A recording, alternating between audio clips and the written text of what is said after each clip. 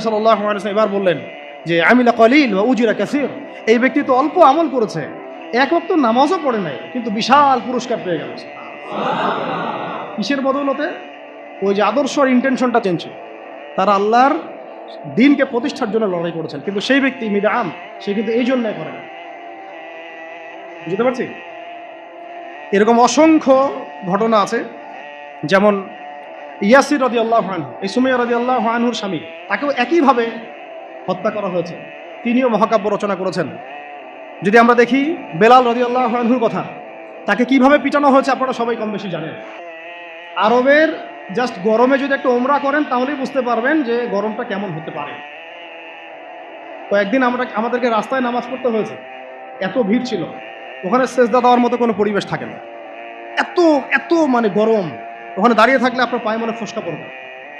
ওখানে একটা মানুষকে সারাদিন শুইয়ে রাখা হলে উত্তপ্ত বালুর মধ্যে, উপরে যদি পাথর চাপা দেওয়া হয়, আর সে তখনও বলতে থাকছে আহাদুন আহাদ, আল্লাহ এক, আল্লাহ এক, তাহলে তার ইমানের জজবা চিন্তা করে।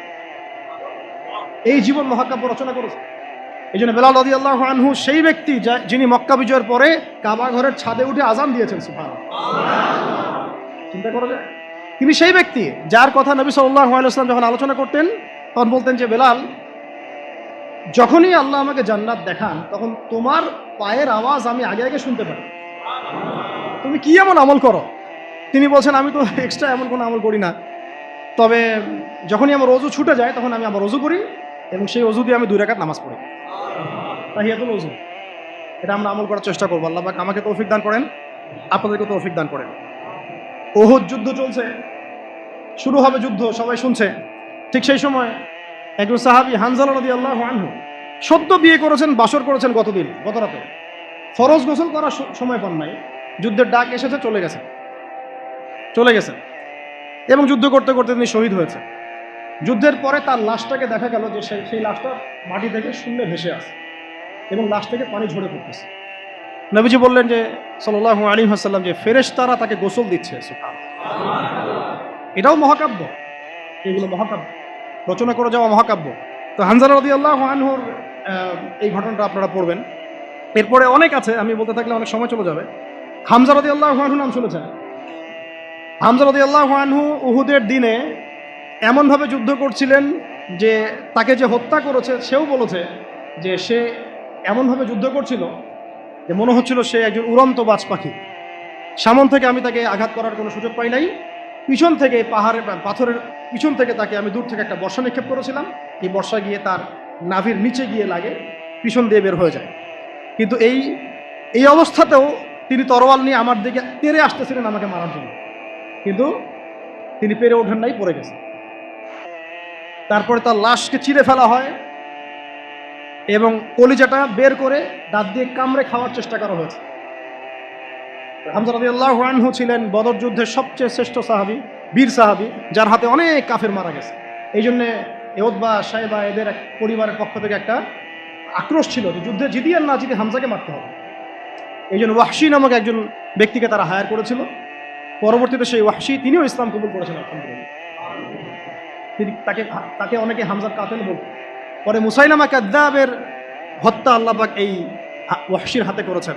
সুবহানাল্লাহ, আল্লাহ পাক তাকদীর ঘুরিয়ে দিয়েছেন। হামজা রাদিয়াল্লাহু আনহুর এই আত্মত্যাগটা কিন্তু ইতিহাস হয়ে আছে, মহাকাব্য হয়ে আছে না? এমন এত মহব্বত নবী সাল্লাল্লাহু আলাইহি ওয়াসাল্লাম তাকে করতেন, এত মহব্বত করতেন যে ওয়াহশী যখন ইসলাম কবুল করতে আসছেন জিজ্ঞাসা করছেন যে তুমি কিভাবে, কাইফা কতালতাল হামজা, হামজাকে কিভাবে হত্যা করেছিলেন? তিনি ব্যাখ্যা করলেন এইভাবে হত্যা করেছে। তখন নবীজি বললেন যে যদি তুমি আমার থেকে তোমার চেহারাটাকে দূরে রাখতে পারো তাহলে সেটাই করো। মানে তার হাতে ইসলামের বায়াত নিয়েছেন, ইসলাম কবুল করলেন, তারপরে নবীজি বললেন যদি তুমি তোমার চেহারাটাকে আমার থেকে দূরে রাখতে পারো, দূরে রেখো। আর আমরা তো বিগত 20-30 বছরের মানে অগণিত জুলুমকে জাতীয় ক্ষমা ঘোষণা করতে চাচ্ছি। সুবহানাল্লাহ, হ্যাঁ, ভাবখানে এমন যে আমি মক্কা বিজয় করছি। আপনারা কি মক্কা বিজয় করছেন যে সবাইকে গণমাফ করতে যাচ্ছে? 8ম বছরের দিকের কথা আর কি। ততদিন হুদাইবিয়ার সন্ধিও হয়ে গেছে এবং কাজা উমরা আদায় হয়ে গেছে এবং খায়বার যুদ্ধ জয় হয়ে গেছে। খায়বারের পরের কথা এটা আর কি, যে হারিস বিন ওয়াইদা তুমি এই চিঠিটা নিয়ে যাও, ওই রোমকদের কাছে যাবা। তখন তো সুপার পাওয়ার 2টা, রোমানরা এবং পার্সিয়ানরা। তো এখনকার ওই যে এই কন্টিনেন্টের ন্যাটো আর ওই কন্টিনেন্টের চায়না রাশিয়ার মতো যেটা করতেছে। তো তো সে গেল ওখানে। সুরাহবিল আল গাসানি একজন শাসক ছিলেন ওইখানকার সিরিয়া। তো সে ওই চিঠিটা দেখে বলতেছে যে আচ্ছা ঠিক আছে বসো, দেখি কি করা যায়। চিঠিতে লিখে আছে ইসলাম কবুল করেন, আল্লাহ পাক শান্তি বর্ষণ করবেন, তাসলিম তাসলিম। যে নবী সাল্লাল্লাহু আলাইহি ওয়াসাল্লাম চিঠি আছে না একটা রাষ্ট্রপ্রধানদের কাছে, সে চিঠি উদ্ধত আচরণ। আমি এখানকার আমির, আমাকে ওই মক্কার মেষপালকরা চিঠি পাঠায়। কে চিঠি নিয়ে আসছে? যে হারিস বিন উবাইদা। আচ্ছা ওকে বসাও। হারিস বিন উবাইদা রাদিয়াল্লাহু আনহুকে রাষ্ট্রদূত, কিন্তু তিনি রাষ্ট্রদূতকে তারা নির্মমভাবে হত্যা করলো। কথা বুঝতে পারছেন? এবার নবী সাল্লাল্লাহু আলাইহি ওয়াসাল্লামের কাছে খবর যখন আসছে রাষ্ট্রদূতকে হত্যা করেছে, আমার সাহাবীকে, কয়জন সাহাবীকে হত্যা করেছে? 10 জন, 20 জন, 100 জন? একজন সাহাবীকে হত্যা করার প্রতিশোধ নেওয়ার জন্য নবী সাল্লাল্লাহু আলাইহি ওয়াসাল্লাম 3000 বাহিনীর একটা জিহাদি কাফেলা তৈরি করলেন। 3000 বাহিনী কাফেলায় তিনি নিজে নেতৃত্ব না দিয়ে বললেন যে এই কাফেলার নেতৃত্ব দিবে আমার প্রিয় ভাজন, তাকে তার পালক পুত্র বলা হতো এক সময়, যায়েদ ইবনে হারেসা রাদিয়াল্লাহু আনহু। কোন যায়েদ? তায়েফের সফরের সঙ্গী, তায়েফের সফরের একজন সাহাবী তার সাথে ছিল, তার নাম যায়েদ ইবনে হারেসা। যখন তায়েফবাসী নবীজিকে মারছিলেন, যায়েদ ইবনে হারেসা রাদিয়াল্লাহু আনহু তার বুক দিয়ে নবীকে জড়ায় ধরেছিলেন যে আমার গায়ে আঘাত লাগুক, তার গায়ে না লাগুক। এই সাহাবী যায়েদ ইবনে হারেসা রাদিয়াল্লাহু, তাকে পতাকা দিয়ে বললেন এই মোতার যুদ্ধের আমির হচ্ছে যায়েদ ইবনে হারেসা। যদি যায়েদ ইবনে হারেসা শহীদ হয় তাহলে পতাকা বহন করবে জাফর ইবনে আবি তালেব, আমার চাচাতো ভাই। কোন জাফর? যিনি আবিসিনিয়ায় গিয়েছিলেন মুসলিমদেরকে নিয়ে হিজরত করতে, মনে আছে? যিনি বাদশাহ নাজাশির সামনে কোরআন তেলাওয়াত করার, সূরা মারিয়াম তেলাওয়াত করার কারণে বাদশাহ নাজাশির চোখ দিয়ে দরদর করে পানি পড়তে শুরু করেছে। ওই বাদশাহ নাজাশিও পরে ইসলাম কবুল করেছে, আলহামদুলিল্লাহ। জাফর রাদিয়াল্লাহু আনহু পতাকা বহন করবে যদি যায়েদ ইবনে হারেসা শহীদ হয়। এরপরে যদি জাফরও শহীদ হয়, পতাকা বহন করবে আমার আরেক প্রিয় ভাজন সাহাবী আব্দুল্লাহ বিন রাওয়াহা রাদিয়াল্লাহু আনহু। আব্দুল্লাহ বিন রাওয়াহা রাদিয়াল্লাহু, যাকে যে কোনো মুহূর্তে যদি বলতেন ইসলাম নিয়ে একটা শের বলেন, একটা কবিতা বলেন, ইনস্ট্যান্ট তিনি শের বলে ফেলতে পারতেন। এত সুন্দর, এত উন্নত কাব্য প্রতিভা ছিল তার মধ্যে। এই নষ্ট সংস্কৃতি না, তাদের সংস্কৃতি ছিল একেবারে খাঁটি তাওহীদের সংস্কৃতি। এমনকি কাবা তাওয়াফ করছেন তিনি, তখন কাবা তাওয়াফ করছেন বিদায় কাজা উমরা আদায় করার সময় নবীর সামনে সামনে তিনি ঘুরছেন এবং আবৃত্তি করছিলেন একটা কবিতা কাফেরদেরকে আঘাত করার জন্য। এই কাফেররা দেখো, তোমরা যাকে বের করে দিয়েছিলে তিনি আজকে সসম্মানে এখানে ঘুরতেছে। ওমর রাদিয়াল্লাহু আনহু বলছিলেন যে কাবা তাওয়াফ করার সময় তুমি এগুলো বলছো? নবীজি বললেন ওকে ছেড়ে দাও, সে এমন বাক্য তিলাওয়াত করতেছে, মানে এমন বাক্য সে চয়ন করেছে যেগুলো কাফেরের অন্তরে বর্ষার চাইতেও বেশি বিদ্ধ হচ্ছে, তাকে বলতে দাও। এই হলো আব্দুল্লাহ বিন রাওয়াহা রাদিয়াল্লাহু আনহু, নবীজির অত্যন্ত প্রিয় ভাজন সাহাবী। আব্দুল্লাহ বিন রাওয়াহা যদি শহীদ হয় তাহলে তোমরা তোমাদের মধ্য থেকে একজনকে আমির নিযুক্ত করে নিও। সাহাবীরা বুঝে ফেললেন এই সফরে আমরা 3 জনই শহীদ হতে যাচ্ছি, কারণ একটা সফরে কখনো 3 জন আমিরের প্রয়োজন হয় না, হয় না। এবার তারা গেলেন, তারা কখনো আশাও করেন নাই ওখানে যা দেখবেন। ওখানে গিয়ে দেখলেন যে 1 লক্ষ রোমান সৈন্য সামনে এসে দাঁড়িয়েছে। কত লক্ষ? এবং একেবারে ফুল প্রশিক্ষিত, একদম ফুল আর্মড ফোর্সড। আর এর সাথে তাদের সাহায্যকারী দলেও আছে আরো 1 লক্ষ সৈন্য। মোট কয় লক্ষ? এদিকে কতজন? যুদ্ধ হওয়া সম্ভব? আসলে কি সম্ভব? সম্ভব না। যুদ্ধ কিন্তু সম্ভব না। আমরা তো আগে সংখ্যাগরিষ্ঠ হওয়ার কথা চিন্তা করি। কোন যুদ্ধে ইসলাম সংখ্যাগরিষ্ঠতা দিয়ে জিতে নাই। ইসলাম জিতেছে ঈমানের বদৌলতে, শুধু ঈমানের বদৌলতে। আমরা সংখ্যা দিয়ে কখনো বিজয় লাভ করতে পারি নাই। এখন এবার সাহাবীরা মাশওয়ারা করতেছেন রাত্রেবেলা, আমরা কি করব? কালকে যুদ্ধ করব, নাকি মদিনায় ফিরে যাব, নাকি রাসূলকে খবর পাঠাবো, নাকি কোনো বিকল্প ফোর্স নিয়ে আসার ব্যবস্থা করব, কি করব? তখন সাহাবী ওই যে বললাম আব্দুল্লাহ বিন রাওয়াহা রাদিয়াল্লাহু আনহু দাঁড়ালেন, তরুণ সাহাবী, আপনাদেরকে বলতেছি, তরুণ সাহাবী দাঁড়িয়ে বলছেন যে হে আমার ভাইয়েরা, আমরা এখানে কি জন্য এসেছি? হয় আমরা এই যুদ্ধ করব, শহীদ হব, না হলে আমরা গাজী হব। আর আপনারা যে বিষয়টাকে ভয় করছেন আসলে কিন্তু আমরা সেটা পাওয়ার জন্যই এসেছি, তার নাম শাহাদাত। আপনারা যেটাকে ভয় করছেন যে আমরা এখানে গেলে মারা যাব, ওটার জন্যই তো আমরা এত দূরে এসেছি। আমরা গাজী হই অথবা শহীদই হই, আমাদের জন্য আজর আল্লাহর কাছে লিখে থাকবে। তো তার এই মানে এমন ঈমানদীপ্ত ছিল ভাষণটা, আমি তো ওটা বলতে পারলাম না, আরবিতে তিনি বলেছেন। এতে মানে উৎফুল্ল হয়ে বা ইন্সপায়ার্ড হয়ে সাহাবীরা আর দ্বিতীয়বার ভাবলেন না, ঠিক আছে কালকে যুদ্ধ হবে। এবার পরের দিন যুদ্ধ শুরু হল। এটা কি সম্ভব যুদ্ধ?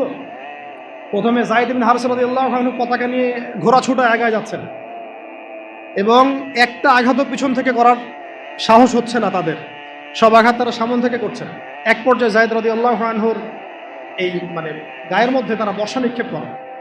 বর্ষা তো আগেকার বড় বড় বল্লম বর্ষা ছিল, এবং একটা বর্ষা তার গায়ে যখন লাগে তিনি পড়ে যান, এবং এই অবস্থা আস্তে আস্তে তার শাহাদাত হয়। পতাকা পড়তে দেন নাই, পতাকা নিয়ে নিয়েছেন জাফর ইবনে আবি তালিব রাদিয়াল্লাহু আনহু হাতে, এবং জাফর রাদিয়াল্লাহু আনহু যুদ্ধ করতে থাকেন, এত বীর বিক্রমে যুদ্ধ করতে থাকেন যে এক পর্যায়ে তিনি তার নিজের কালো এবং লাল ডোরাকাটা ঘোড়া ছিল, সেই ঘোড়ার পা নিজেই কেটে ফেলেন, যে আমার যেন পালিয়ে যাওয়ার মন না ওঠে, তখন ঘোড়ায় তারা যেন আমার ঘোড়া ইউজ করতে না পারে। সাহাবীরা বলছেন তার শাহাদাতের পরে তার বডির মধ্যে আমরা এরকম 50টা থেকে 60টা এরকম আঘাতের দাগ দেখেছি, একটাও দেহের পিছনে ছিল না, সব সামনে ছিল। যুদ্ধ করতে করতে এক পর্যায়ে তার ডান হাতটা কেটে পড়ে যায়। এরপরে তিনি বাম হাতে পতাকা উঠায় নেন, কাফেররা বাম হাতটাও কেটে ফেলে। এরপরে তিনি বুকের সাথে পতাকাটাকে এইভাবে জড়িয়ে রাখেন, বুকের সাথে পতাকাটাকে এইভাবে জড়িয়ে রাখেন, পতাকা পড়তে দেন নাই। একজন রোমান সৈন্য তাকে আঘাত করে এবং তার দেহটা দ্বিখণ্ডিত হল। এই খবর নবী সাল্লাল্লাহু আলাইহি ওয়াসাল্লাম ওই মদিনায় বসে বসেই পাচ্ছিলেন। তিনি বললেন, এইমাত্র যায়েদ শহীদ হলো, এইমাত্র জাফর শহীদ হলো। একটু তিনি কান্নার ভাব চলে আসলো। একটু পরে নবীজি হেসে দিলেন। সাহাবীরা বলছেন, আপনি হাসছেন কেন রাসূলুল্লাহ? তিনি বলছেন যে জাফর এর ডান হাত প্রথমে কেটে গেছে, তারপর বাম হাত কেটে গেছে। আল্লাহ রাব্বুল আলামিন তাকে এই দুইটা কাটা হাতের বিনিময়ে জান্নাতে দুইটা বড় বড় পাখা দিয়েছে। এইটা দিয়ে তিনি জান্নাতে ঘুরে বেড়াচ্ছেন আর ফল খাচ্ছেন। তার নাম হয়ে গেল জাফর আত-তাইয়ার, জাফর আত-তাইয়ার, পাখাওয়ালা। এরপরে পতাকা হাতে নিলেন সেই আব্দুল্লাহ বিন রাওয়াহা রাদিয়াল্লাহু আনহু। তিনিও তো বীর বিক্রমে যুদ্ধ করতে লাগলেন। এক পর্যায়ে তিনি একটু কান্না করেছিলেন। সাহাবীরা বলছেন, আপনি কি ভয় কান্না করতেছেন? জি না, আমি ভয় কান্না করছি না, বরং কোরআনের একটা আয়াত আমার মাথায় আসছে বলে আমি কান্না করছি। সে আয়াতটা ছিল সূরা মারিয়ামের মধ্যে, ওয়াইম মিনকুম ইল্লা ওয়ারিদুহা কানা আলা রাব্বিকা হাতমান মাকদিয়া। একটা আয়াত আছে কোরআনে, সূরা মারিয়াম। এটা হচ্ছে আপনার রবের একেবারে একটা চিরনির্ধারিত একটা বিষয়, যে তোমাদের সবাইকে, আবার বলছি, ওয়াইম মিনকুম ইল্লা ওয়ারিদুহা কানা আলা রাব্বিকা হাতমান মাকদিয়া, মানে তোমাদের সবাইকেই আবশ্যিকভাবে, ম্যান্ডেটরিভাবে এই জান্নাত জাহান্নামের উপর অবস্থিত এই পুলসিরাত পার হতেই হবে। এটা তোমার রবের একটা প্রাচীন একটা মানে স্টেটমেন্ট, এটা তোমাকে করতেই হবে, সবাইকে করতে হবে। এই আয়াতটা মনে হয় আমার কান্না আসতেছে। একজন তাকে একটা হাড্ডিওয়ালা গোশত এনে দিয়েছিল, তিনি সেই গোশতটা খাওয়ার জন্য চেষ্টা করছিলেন, পরে একটা কামড় দিয়ে ফেলে দিয়েছেন। তারপরে তিনি ছুটলেন যুদ্ধ করার জন্য, এবং ওই সময় একটা কবিতা আবৃত্তি করেছে, হে আমার মন, তোমার নফস হয়তো চাচ্ছে, তুমি হয়তো চাচ্ছ এখান থেকে পালিয়ে যাওয়ার জন্য, জেনে রাখো সামনে তুমি যা দেখছো এর পিছনেই আছে জান্নাত। শেষমেশ কি জীবন দেখেন, কি ব্যক্তিত্ব, কি ক্যারেক্টার, কেমন গায়রত, কেমন ইজ্জত, কেমন সম্মান, কি জীবন। এরপরে তিনিও শহীদ হলেন। পতাকা হাতে তুলে নিলেন আল্লাহর বীর খালেদ বিন ওয়ালিদ রাদিয়াল্লাহু, তাকে পতাকা দেওয়া। তিনি কিন্তু নতুন মুসলিম হয়েছেন। উহুদের যুদ্ধের যে ক্রাইসিস, এটা কিন্তু তার হাতে। কাজা উমরা আদায় করতে গিয়ে নবীজি চিঠি লিখে দিয়েছেন, ছোট্ট করে একটা, একজনের তারা লিখিয়েছেন যে খালিদকে চিঠিটা পৌঁছে দিও। ওখানে লেখা আছে, খালিদ তুমি যদি কাফেরদের পক্ষ অবলম্বন না করে মুসলিমদের পক্ষ নিতা কতই না ভালো। ঠিক আছে, এই একটা চিঠি খালিদ রাদিয়াল্লাহু আনহু একবারে কলিজাটা কাঁপায় ফেলছে। তিনি মক্কা থেকে মদিনায় গিয়ে নিজে ইসলাম কবুল করে আসছেন, এবং নবী সাল্লাল্লাহু আলাইহি ওয়াসাল্লাম তাকে কিন্তু আন্ডারস্টিমেট করেন নাই। তার হাতে উল্টা তরোয়াল উঠাই দিয়ে বলছেন যে আজকে থেকে এই তরোয়াল তোমার, এবং তোমার নাম হচ্ছে সাইফুল্লাহ, তুমি আল্লাহর তরবারি। এরপর থেকে তিনি প্রায় 80-90টা যুদ্ধ করেছেন, সবগুলোতে জয়লাভ করেছেন। ওই খালিদ রাদিয়াল্লাহু আনহু পতাকা তুলে নেন মোতার যুদ্ধে।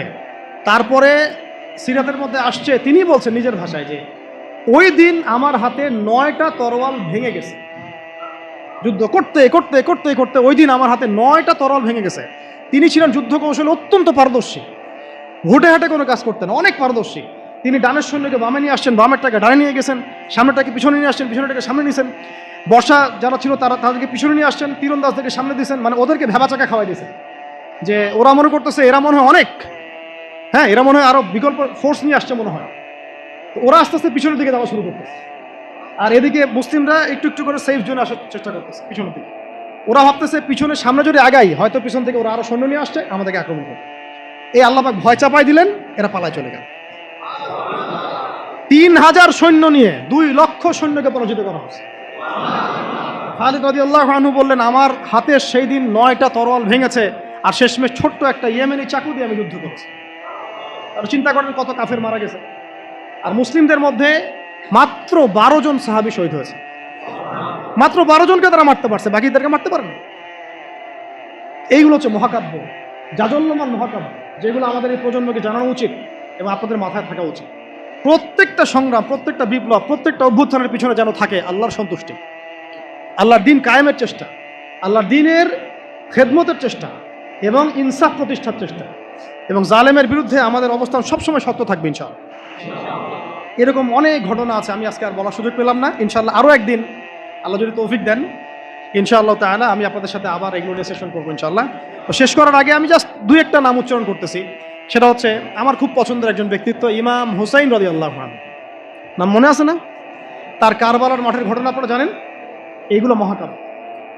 তিনি সপরিবারে নিহত হলেন, শেষ পর্যন্ত কিন্তু আত্মসমর্পণ করেন না। বলেছেন, তিনি প্রস্তাব দিলেন, আমাকে ছেড়ে দাও, আমি মদিনায় চলে যাই, আমাকে ছেড়ে দাও, আমি মক্কায় চলে যাই, ছেড়ে দাও আমাকে, আমি কোনো সীমান্তে চলে যাই, সেখানে জিহাদ করে শহীদ হই। তারা কিন্তু সুযোগ দেয় নাই। আমাকে বলেন, যারা তাকে আক্রমণ করেছিল তারা কি কালিমা পড়া মুসলমান ছিল না? বলেন, তারা কি কাফের ছিল? তাহলে এখন কি ইমাম হোসেন যে এখানে প্রতিবাদ করলেন, হাতে অস্ত্র উঠিয়ে নিয়ে যুদ্ধ করে শেষ পর্যন্ত শহীদ হলেন, তার যুদ্ধটা কি সন্ত্রাসী কর্মকাণ্ড ছিল? ঠিক অনেকে আছে আমাদের সমাজে, তারা মনে করে যে মুসলিমরা যতই পাপ করুক না কেন ওদেরকে কিছুই বলা যাবে না। এমন একটা কনসেপ্ট আমাদের সমাজে আছে, মুসলিম তো, আরে ভাই কালিমা পড়ছে, লা ইলাহা ইল্লাল্লাহ বলছে, তাকে আপনি কেন এভাবে চার্জ করেন? আরে কালিমা তো আব্দুল্লাহ বিন উবাইও পড়েছিল। আব্দুল্লাহ বিন উবাই কি কালিমা পড়ে নাই? তাহলে কি আপনি তাকে মুমিন বলে গণ্য করবেন? মনে রাখবেন একটা কথা, যাকে তাকে কোনো ক্ষুদ্র বিষয়ে কাফেরও যেমন বলা যাবে না, আবার যাকে তাকে মুসলমানও বলা যাবে না। এটা বুঝতে হবে আমাদেরকে, ঈমান ভঙ্গের কারণগুলো আমাদেরকে শিখতে হবে। যে যাকে তাকে যেমন আমরা কাফের তাকফির করব না, ঠিক একইভাবে যাকে তাকে মুসলমান, পাক্কা মুসলমানও বলা যাবে না। আল্লাহ পাক আমাদেরকে বোঝার তৌফিক দান করেন। ঠিক এইভাবেই ওমর রাদিয়াল্লাহু আনহু একদিন ফজরের নামাজে দাঁড়িয়ে কিরাত করছেন, পিছনে এক দাস, এই ফাইরুজ আবু লুলু, একেবারে ধারাল ছুরি দিয়ে ওমর রাদিয়াল্লাহু আনহুকে 2-3টা আঘাত করলো। ওমর রাদিয়াল্লাহু আনহু শহীদ হলেন। এগুলো মহাকাব্য রচিত হয়েছে, কারণ ইসলামের বীর সিংহদেরকে কেউ আসলে সামন থেকে মারতে পারে না। কথা বুঝতে পারছেন? ওইভাবেই চোরাগপ্তই মারতে হয়েছে। আল্লাহর কসম, ওমর রাদিয়াল্লাহু আনহু যে জায়গায় শাহাদত বরণ করছেন ওই জায়গায় আমি দাঁড়াইছি, আলহামদুলিল্লাহ। ওই জায়গাতে আমি দেখে আসছি কোন জায়গায় তাকে শাহাদত বরণ করা হয়েছে। ওখানে ওইসব জায়গাগুলো জিয়ারা করলেও মনের মধ্যে এই চেতনাগুলো জাগ্রত। সুবহানাল্লাহ। আলী ইবনে আবি তালেব কুফার মসজিদে যাচ্ছেন, রাস্তায় এক ব্যক্তি তাকে চোরাগপ্ত হামলা চালিয়ে তাকে হত্যা করেছে। আল্লাহর বীর সৈন্যদেরকে কেউ সামন থেকে আঘাত করার সুযোগ পায় না। তো এগুলো হচ্ছে মহাকাব্য, জাজল্যমান মহাকাব্য। আরেকজন ব্যক্তির কথা জাস্ট বলে শেষ করে দিচ্ছি, অনেক আছে ভাই, বলতে থাকলে অনেক সময় লাগবে। রাজি একটা জায়গার নাম, ওখান থেকে কিছু লোক আসছে, এসে বলছে, ইয়া রাসূলুল্লাহ, আপনি আপনার কিছু সাহাবীকে পাঠান, আমরা ইসলাম কবুল করবো। ট্র্যাপ। আপনারা কেউ ভালো করে খেয়াল রাখবেন এগুলা, যে কেউ যখন তখন যাই বলবে হ্যাঁ হ্যাঁ করতে যাবেন না। মানুষের কথার পিছনে, ওদের কাজের পিছনে উদ্দেশ্য বোঝার চেষ্টা করবেন, ঠিক আছে? সবসময় কিন্তু আবেগে ভাসতে হবে না। আমরা কিন্তু এই জায়গায় ভুল করতেছি, অনেক ভুল হচ্ছে মাঝখানে। আমরা বিনয়ের সাথেই তাদেরকে বলবো যে ওলামায়ে কেরামদের সাথে মাশওয়ারা করে সিদ্ধান্ত নিতে, তাহলে ইনশাল্লাহ ভুলটা কম হবে। ইনশাল্লাহ 100% মানুষের 100% পরিপূর্ণ মুসলিম হওয়া শর্ত না, জি, বরং একটা অঞ্চলের মানুষের মধ্যে যদি মুসলিমের মানুষও একদম খালেস মুখলেস হয়, মুত্তাকি হয়, পরহেজগার হয়, ইমানদার হয়, একদম সিরাতের আদলে সব সুন্নাহগুলো মেনে চলে, ওই গুটি কয়েক মানুষের দ্বারা ইনশাআল্লাহ একটা বড় অঞ্চলে খেলাফা প্রতিষ্ঠা করা সম্ভব। আমি একটা এক্সাম্পল দিচ্ছি, আমি আমার আউট অফ হেডস কথা বলছি না। মদিনা রাষ্ট্র যখন কায়েম হয়েছে, আমাদের কি মনে হয় মদিনার 100% মানুষই মুসলিম হয়েছিল? কখনোই না। মদিনায় আনসার সাহাবী তারা মুসলিম ছিলেন, আওস ও খাজরাজ গোত্রের, হিজরত করে গিয়েছেন মুহাজির সাহাবীরা, এতটুকু ইসলাম, এতটুকু মুসলিম আমাদের। বাকি বহু অংশে মুনাফেক, তারপরেও সেখানে ইসলামী রাষ্ট্র কায়েম হয়েছে। এই শর্তটা যারা জুড়ে দিচ্ছেন এটা ঠিক হচ্ছে না, যে একদম 100% মানুষের ইসলাম না হওয়া পর্যন্ত আমাদের এখানে ইসলামী শরিয়া কায়েম করা যাবে না, এই কনসেপ্ট ঠিক না। বরং আপনি দেখেন, একটু খেয়াল করে দেখেন, একটা এক্সাম্পল দেই, জুলাই অভ্যুত্থান, ঠিক আছে? এই সময় মাঠে ময়দানে ছিল সব মিলায় ধরেন 20% মানুষ এই বাংলাদেশের, বাকি 80% মানুষ ঘরেই ছিল, আজও ঘরে আছে, শরিয়া কায়েম হলেও ঘরেই থাকে। আপনি খেয়াল করে দেখেন, তাদের কিছু যায় আসে নাই, তারা যেভাবে ছিল সেভাবে আছে। আগে ছিল একটা শাসন, তাদের কাছে মনে হচ্ছে এখন আরেকটা শাসন আসবে। তাদের চিন্তায় তো এতটুকু, চিন্তার লিমিটেশন এতটুকুই, একজন গেছে আরেকজন আসবে, এক তাগুত গেছে আর এক তাগুত আসবে, মদের বোতল চেঞ্জ হবে, মদ সেম থাকবে, ওদের চিন্তাটা এমনই। আমি এই পয়েন্টটাতে একটু সময় নিয়ে নিলাম। দেখেন ভারতের অবস্থাটা আমাদেরকে খুব পীড়া দিচ্ছে।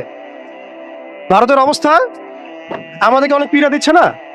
এটা দেওয়ার পরেও কিন্তু আমি কিছু করতে পারছি না। এটা যদি আল্লাহ না করুক, আল্লাহ না করুক, যদি এটা বাংলাদেশে হয়, আল্লাহ না করুক এটা যদি বাংলাদেশে হয়, তখন আপনার ফতোয়া কি হবে, আমাদের ফতোয়া কি হবে, এটা আমাদের এখন স্পষ্ট করা উচিত। এবং যেটার আশঙ্কা আমরা করি সেটার প্রিপারেশন কেন আমরা নিব না?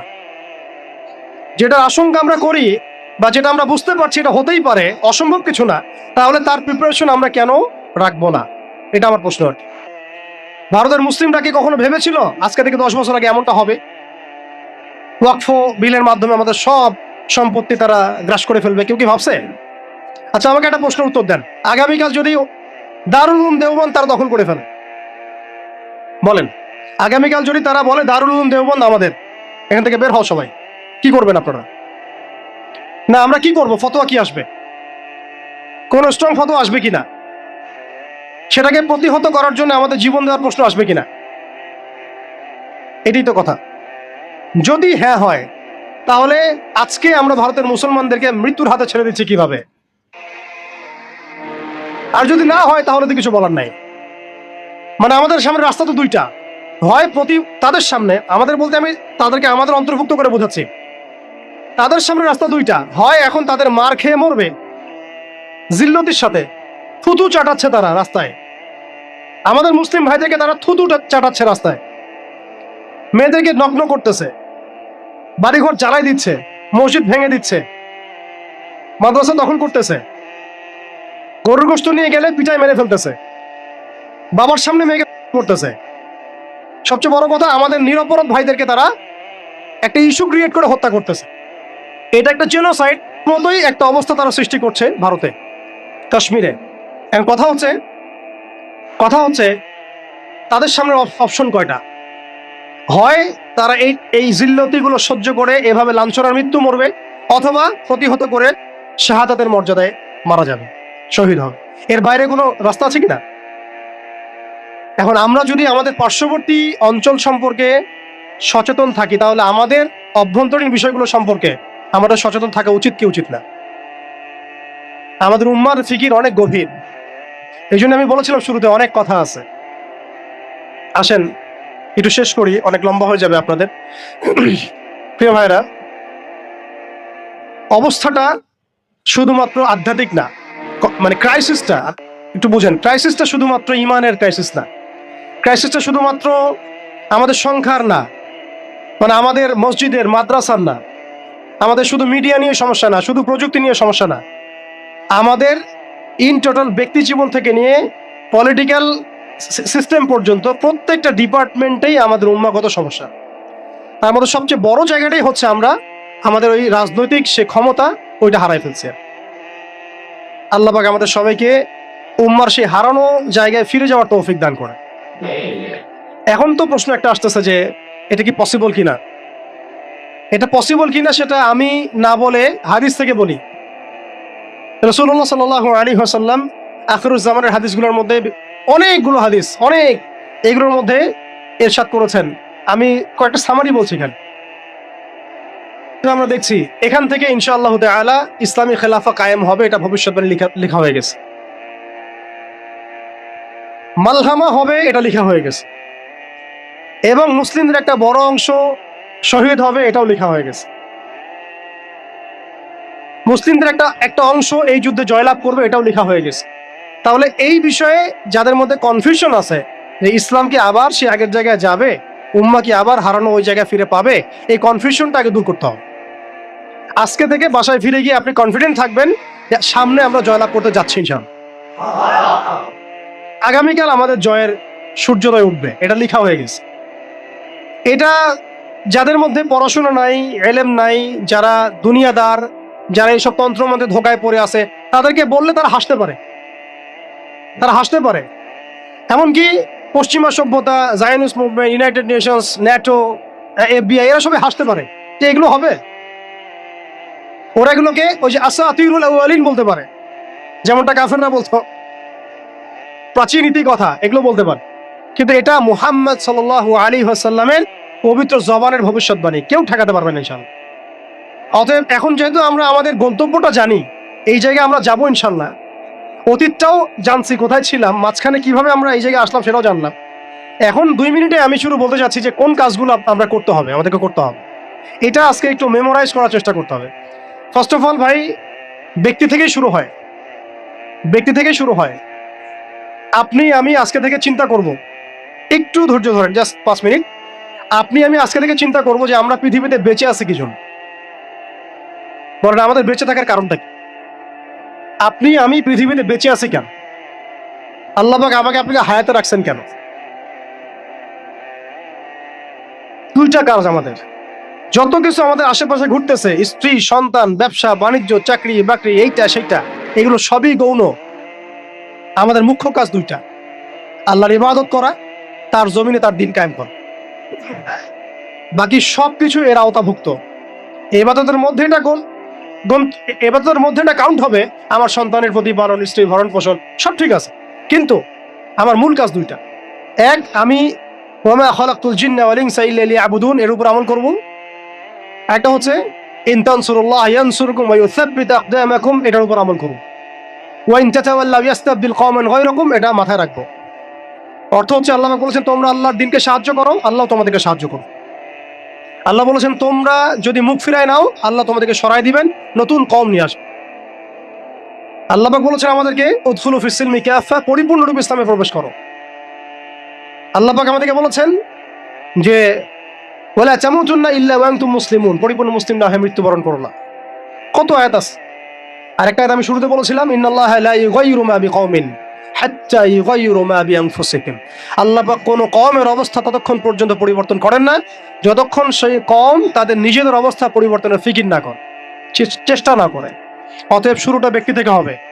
আমরা সবাই নিয়াত করতে পারি ইনশাআল্লাহ যে আমরা আমাদের আগামী পুরা জীবনটা শুধু এক আল্লাহর জন্য ঢেলে দিব ইনশাআল্লাহ। আমাদের সব কাজ হবে আল্লাহর সন্তুষ্টির জন্য। মৌলিক কাজ হবে 2টা: আল্লাহর ইবাদত করা এবং তার জমিনে তার দিন কায়েমের চেষ্টা করা।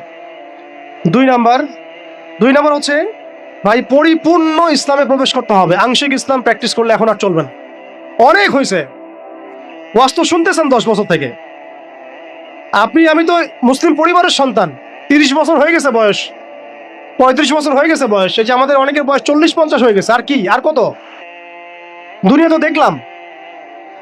দুনিয়া তো যথেষ্ট দেখলাম। অতএব পরিপূর্ণ ইসলামে প্রবেশ করতে হবে। এটার মাধ্যম হচ্ছে আল্লাহ পাকের সব হালাল মেনে চলবো, হারাম মেনে চলবো, সব আদেশ মেনে চলবো, নিষেধ ছেড়ে দেবো, সুন্নাহ ভিত্তিক জীবনযাপন করবো ইনশাআল্লাহ। রাসূল সাল্লাল্লাহু আলাইহি ওয়াসাল্লাম যা করতে বলেছেন করবো, ছাড়তে বলেছেন ছাড়বো। এবং 3 নম্বর হচ্ছে ইসলাম বিরোধী যে আকীদা, দর্শন, মতবাদগুলো আছে এগুলোকে চিন্তা হবে। শুধু ইসলাম পালন করেই যাবেন, এইদিকে আবার তাগুত, কুফর, হারাম সবই থাকবে, এই জগা খিচুড়ি দিয়ে আবার কাজ হবে। আমাদেরকে এই যুগে আবু বকর, ওমর, ওসমান, আলী হতে হবে। একদম মুখলেস, একদম খালেস, একদম পরিশুদ্ধ হওয়ার চেষ্টা করা ইনশাআল্লাহ। তো ইসলামের পরিপূর্ণতার মধ্যে প্রবেশ করার চেষ্টা করতে থাকা এবং একই সাথে ইসলাম বিরোধী যে আকীদা আমলগুলো আছে এগুলো থেকে দূরে থাকা। এবং ইসলাম বিরোধী অনেক আকীদা আছে, দর্শন আছে, প্রথমে কয়েকটা বললাম, এছাড়া আর অনেক আছে। মুরজি আকীদা আছে, জাবারিয়া আকীদা আছে, কাদারিয়া আছে, আপনার মুতাজিলা আকীদা আছে, রাফেজি আকীদা আছে, খারজি আকীদা আছে। এগুলো সম্পর্কে চিন্তা হবে এবং আহলুস সুন্নাহ ওয়াল জামাআর আকীদার উপর থাকতে হবে। এর সাথে এই যে পশ্চিমা তন্ত্রমন্ত্রের দর্শনের যে ফিতনাগুলো, এগুলো থেকে দূরে থাকতে হবে। আমলগত ফিতনাগুলো থেকে দূরে থাকতে হবে। সুদ থেকে, ঘুষ থেকে, দুর্নীতি থেকে, জেনা থেকে, ব্যভিচার থেকে, যত রকম কবিরা গুনাহ আছে এগুলো ছাড়তে হবে ভাই।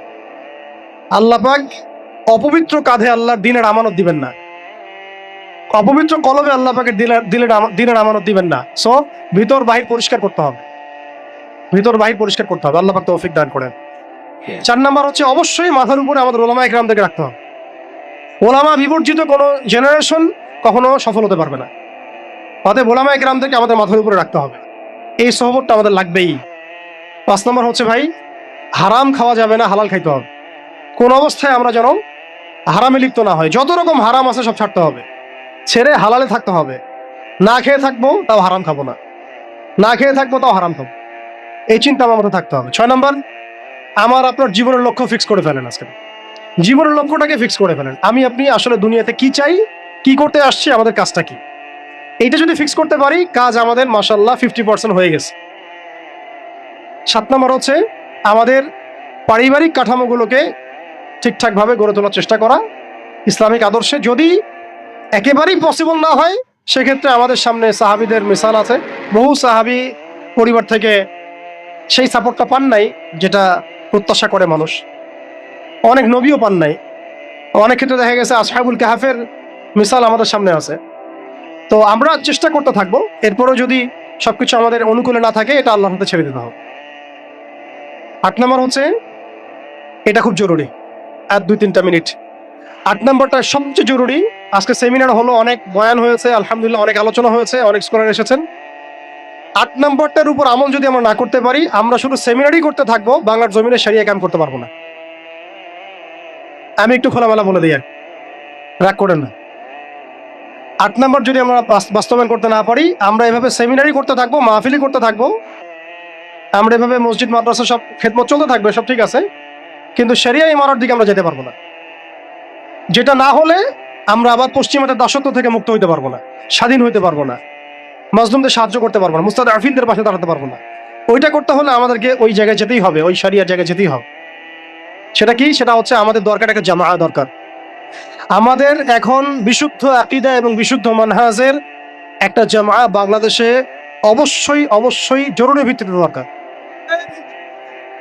বাংলাদেশে অনেক কিছু আছে, অনেক প্ল্যাটফর্ম আছে, ঠিক আছে, আমি এগুলো সম্পর্কে অবগত আছি।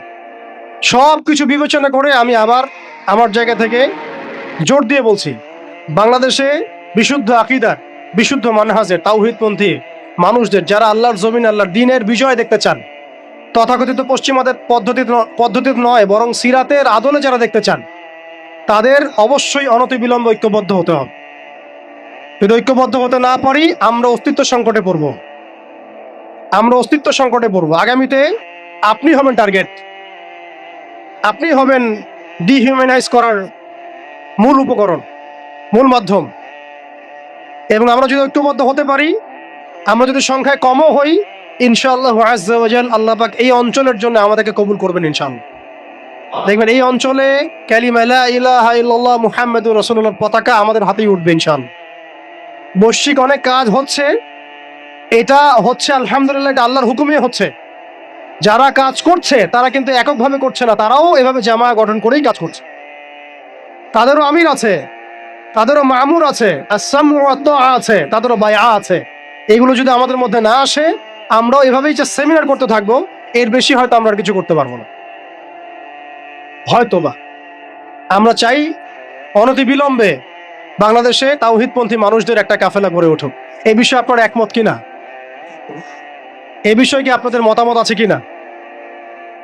আপনারা আল্লাহর কাছে দোয়া করতে থাকেন, আল্লাহ যেন এমন একটা জামা গড়ে দেন, এমন একটা ইমারা এনে দেন, এমন একটা মামুর আল্লাহ পাক তৈরি করে দেন, এবং এমন এমন যোগ্য আমির আল্লাহ পাক নিয়ে এসে দেন, যাদের ঐক্যবদ্ধ প্রচেষ্টায় বাংলাদেশে ইনশাআল্লাহ শরিয়া কায়েম হবে ইনশাআল্লাহ তাআলা।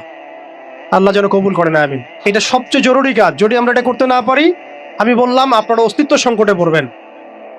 ছোট ছোট পরিসরে কাজ করে আপনি নিজের অস্তিত্ব ধরে রাখাটাই ডিফিকাল্ট হয়ে যাবে।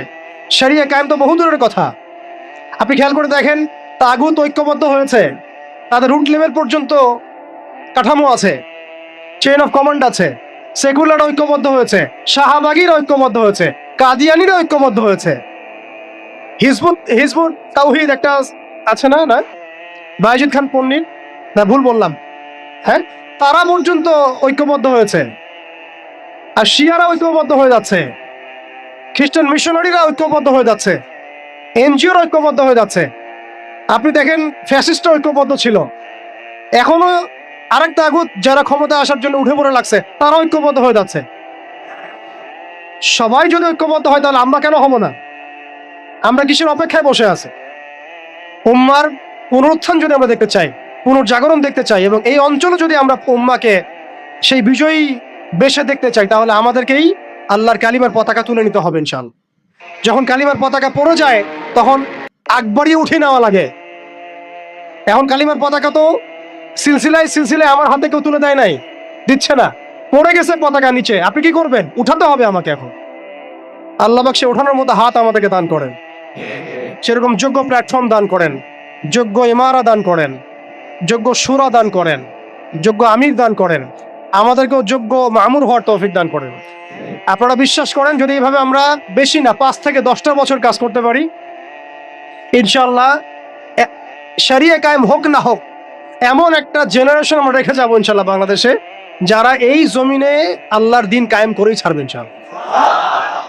এটা আমি কোনো চাপাবাজি করতেছি না, আর এটা কোনো আবেগের কথা না।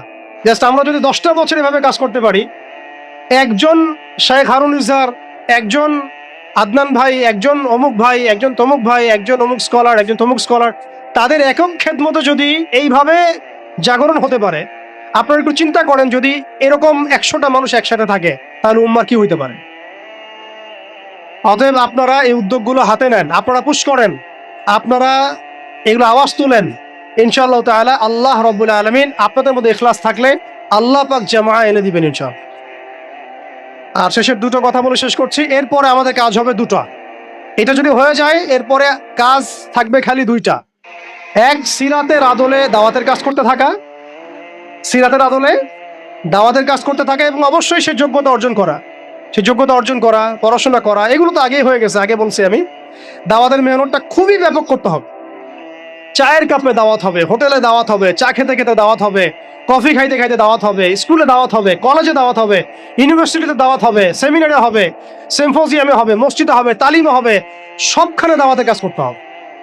এবং দাওয়াতের এই কাজটা প্রত্যেকটা মহলে করতে হবে, তরুণদের মধ্যে, তরুণীদের মধ্যে, আম জনগণের মধ্যে, আমাদের বাচ্চাদের মধ্যে, আমাদের পুলিশের মধ্যে, প্রশাসনের মধ্যে, আর্মির মধ্যে, বিজিবির মধ্যে, র্যাবের মধ্যে, ডিজিএফ এর মধ্যে, প্রত্যেকটা মহলে। এবং এই দাওয়াত হবে খোলাসা করে, আমভাবে খোলামেলা দাওয়াত, ব্যাপক দাওয়াত এবং পরিপূর্ণ দাওয়াত। আংশিক ইসলামের দাওয়াত না, পরিপূর্ণ ইসলামের দাওয়াত, পরিপূর্ণ ইসলামের দাওয়াত। ব্যাস, এরপরে দাওয়াতের মেহনত চলতে থাকবে। যদি যদি কেউ আমেরিকা হয়ে আসতে চায় আমরা তালেবান হয়ে যাব, যদি কেউ আসতে চায় আমরা হামাস হয়ে যাব, যদি দেখা যায় যে কেউ এরকম কোনো পরাশক্ত হয়ে না এসে ভালোই ভালোই আমাদের দাওয়াত কবুল করে নেয়, তাহলে মদিনা রাষ্ট্রের মধ্যে ইসলামী রাষ্ট্র কায়েম হয়ে যাবে ইনশাআল্লাহ। পরিস্থিতি যেমন হবে আমাদের কাজও তেমন হবে। মুক্তির একটাই পথ, দাওয়াত এবং জিহাদ, দাওয়াত এবং জিহাদ। এরপরে যদি ইসলামী রাষ্ট্র কায়েম হয় ইনশাআল্লাহ আজ্জা ওয়া জাল, তখন দেখবেন বহির্বিশ্বে কিভাবে আমরা বড় বড় বড় ইসলামিক কান্ট্রিগুলোর সাথে একটা একাত্মতা পোষণ করে একটা বৈশ্বিক চেইন অফ কমান্ড গড়ে তুলতে পারি। এবং সেটা অবশ্যই ইমানের ভিত্তিতে, তাওহীদের ভিত্তিতে, এবং সেটা অবশ্যই সিরাতের আদলে, সুন্নাহর আদলে, কোনো সেকুলার ডেমোক্রেটিক বা ওই তাগুতের দাসদের আদলে নয়। সেটা হবে সেই সব ভাইদের সাথে যারা আল্লাহর পথে দাওয়াত এবং জিহাদের মধ্য দিয়ে আল্লাহর জমিনে দিন কায়েম করেছেন, তাদের সাথে নয় যারা মুসলিমদেরকে পিঠের পিছ থেকে ছুরি মেরেছে, এদের সাথে নয়। অতএব আমাদের কাজ এখন আঞ্চলিকভাবে এগুলাই। এই কাজগুলো যদি আমরা ঠিকঠাক মতো করতে পারি ইনশাআল্লাহ, আল্লাহ পাক তৌফিক দান করেন, আমিন, তাহলে দেখবেন অল্প সময়ের ব্যবধানেই আমরা ভালো সাফল্য পাচ্ছি ইনশাআল্লাহ তাআলা। এবং আমাদের এক্সিস্টিং যে ভাইরা যারা যারা কাজ করছেন তাদের কারোর সাথে আমাদের সরাসরি কোনো বিরোধে যাওয়ার প্রয়োজন নাই, যতক্ষণ না তারা আহলে সুন্নাহ ওয়াল জামায়াতের আকীদা, আমল, মানহাজ থেকে দূরে সরে যায়। ততক্ষণ পর্যন্ত আমাদের কারোর সাথে কোনো রকমের বাকবিতনটা, কথা কাটাকাটি, ফেসবুকে ঝগড়া, এগুলো খুব বাজে বিষয় হচ্ছে। এগুলোর কোনো প্রয়োজন নেই আমাদের। আর কে কি করলো, তারা এটা করলো কিনা, সেটা করলো কিনা, তারা কেন এমন করে না, ওই আলেম কেন এমন করে না, এগুলো ভাবারও আমাদের প্রয়োজন নাই। আমরা দেখবো আমরা কি করতেছি, আমরা দেখবো যে আমরা কি করতেছি, আমাদের কি করা দরকার। এই কাজগুলো যদি ঐক্যবদ্ধ হয়, ইমান, আমল, তাজকিয়া, জামা, ইমারা, ওলামা কেরামের সোহবত, দাওয়াত এবং জিহাদ, ইনশাআল্লাহ আপনারা অপেক্ষা করতে থাকেন। বাংলার মাটিতেও ইনশাআল্লাহ কালিমা লা ইলাহা ইল্লাল্লাহ মুহাম্মাদুর রাসূলুল্লাহর পতাকা উঠবে ইনশাআল্লাহ। আল্লাহ পাক আমাকে আপনাকে সেই দিন দেখার তৌফিক দান করেন। তো সেই মকবুল কাফেলা আল্লাহ পাক আমাদেরকে শরীক করেন।